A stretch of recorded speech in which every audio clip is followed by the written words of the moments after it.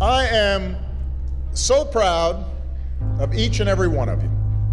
We are here today because every single one of you stood tall and said, yes, we can. Yes, we can learn. Yes, we can succeed. You decided you would not be defined by where you come from, but by where you want to go, by what you want to achieve, by the dreams you hope to fulfill. For we gather here tonight in times when the very foundations of our lives, the old order has been shaken. The old ideas and institutions have crumbled, and a new generation is called upon to remake the world. And let me be clear, when I say young, I'm not just referring to the date of your birth certificate. I'm talking about an approach to life, a quality of mind and a quality of heart. We need people like you to step up. We need your daring, we need your enthusiasm, we need your energy, we need your imagination. A willingness to follow your passions, regardless of whether they lead to fortune and fame. A willingness to question conventional wisdom and rethink old dogmas. A lack of regard for all the traditional markers of status and prestige. And a commitment instead to doing what's meaningful to you, what helps others, what makes a difference in this world. We're engaged in 2 wars and a struggle against terrorism. The threats of climate change, nuclear proliferation, and pandemic defy national boundaries and easy solutions. For many of you, these challenges are also felt in more personal terms. Perhaps you're still looking for a job. You're struggling to figure out what career path makes sense. Now, in the face of these challenges, it may be tempting to fall back on the formulas for success that have been peddled so frequently in recent years. It goes something like this.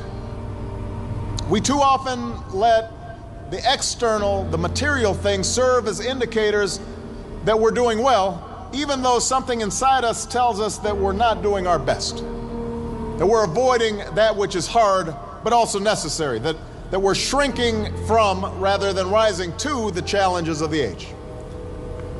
And the thing is, in this new hyper-competitive age, none of us can afford to be complacent. That's true whatever profession you choose. Professors might earn the distinction of tenure, but that doesn't guarantee that they'll keep putting in the long hours and late nights and have the passion and the drive to be great educators.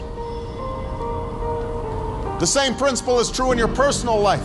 Being a parent is not just a matter of paying the bills, doing the bare minimum. It's not just bringing a child into the world that matters, but the acts of love and sacrifice it takes to raise and educate that child and give them opportunity. I'm standing here as president because of the education that I received. Now, I know it's not always easy to do well in school. I know a lot of you have challenges in your lives right now. I get it. I know what it's like. My father left my family when I was 2 years old, and I was raised by a single mom who had to work and who struggled at times to pay the bills and wasn't always able to give us the things that other kids had. There were times when I missed having a father in my life. There were times when I was lonely and I felt like I didn't fit in. So I wasn't always as focused as I should have been on school, and I did some things that I'm not proud of, and I got in more trouble than I should have.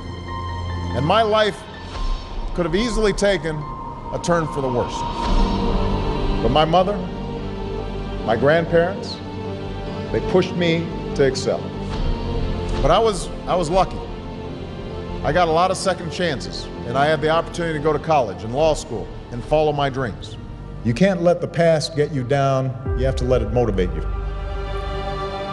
Everybody here has got a unique story like that to tell.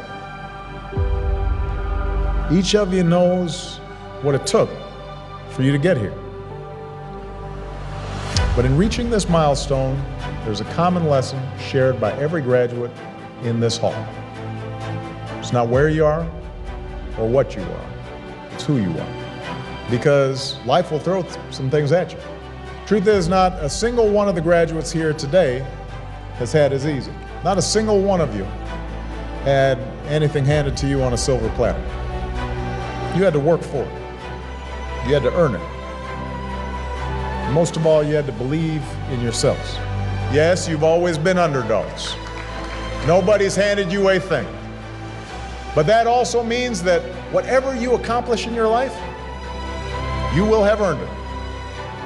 Whatever rewards and joys you reap, you'll appreciate them that much more because they will have come through your own sweat and tears, products of your own effort and your own talents. You've shown more grit and determination in your childhoods than a lot of adults ever will.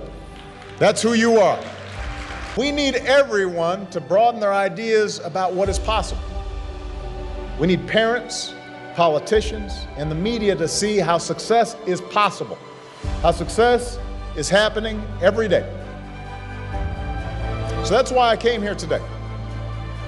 Because if success can happen here, you have everything you need to get started. You've got no excuses. You have no excuses not to change the world. Did you study business? Go start a company.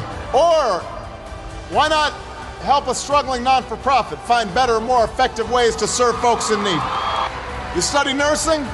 Go. Understaffed clinics and hospitals across this country are desperate for your help. You study education? Teach in a high-need school where the kids really need you. Give a chance to kids who can't get everything they need maybe in their neighborhood, maybe not even in their home, but we can't afford to give up on them. Prepare them to compete for any job anywhere in the world. You study engineering? Help us lead a green revolution, developing new sources of clean energy that will power our economy and preserve our planet. Find somebody to be successful for. Raise their hopes. Rise to their needs. That's what's made a difference in our lives, and it's going to make an even greater difference in your lives. Not just for your own success, because we live in a new world now. The hard road does not end here. Your journey has just begun. It won't protect you against every setback or challenge or mistake. You'll make some, I promise. You're going to have to keep working hard. You're going to have to keep pushing yourselves.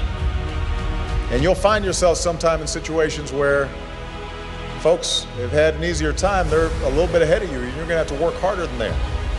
And you may be frustrated by that. You may have setbacks and you may have failures, but you're not done. You're not even getting started. And if you ever forget that, just look to history. Colonel Sanders didn't open up his first Kentucky Fried Chicken until he was in his 60s. Winston Churchill was dismissed as little more than a has-been who enjoyed scotch a little bit too much before he took over as Prime Minister and saw Great Britain through its finest hour.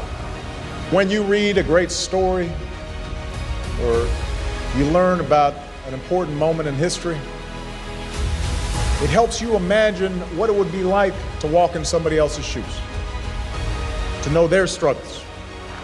Each of them, at one point in their life, didn't have any title or much status to speak of, but they had passion, a commitment to following that passion wherever it would lead, and to working hard every step along the way. But if you do push yourselves, if you build on what you've already accomplished here, then I couldn't be more confident about your futures. I'm hopeful and I'm excited about what all of you can achieve.